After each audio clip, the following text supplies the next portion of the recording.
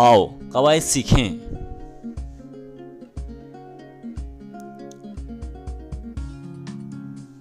पहले देखेंगे खत्मा।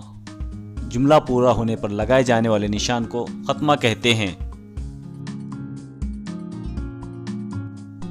स्कूल में गर्मी की छुट्टियां थीं, बच्चे बहुत खुश थे। अफजल ने सारा वाक़या कह सुनाया।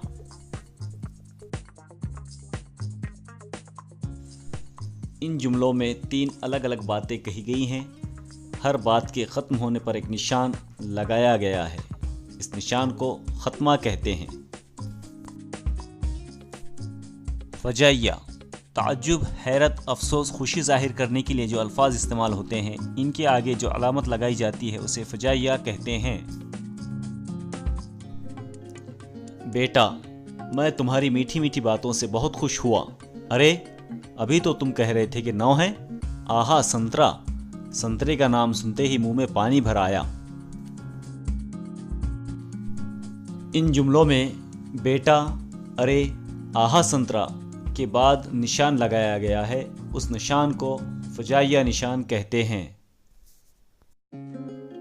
सकता, जुमले में थोड़ा ठहरने के लिए लगाई जाने वाली अलामत को सकता कहते हैं। तहुरा से कहो जल्दी खाना लगाए।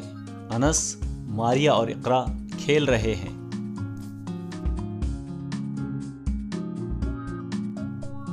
जुमले में थोड़ा ठहरने के लिए लगाई जाने वाली अलामत को सकता कहते हैं।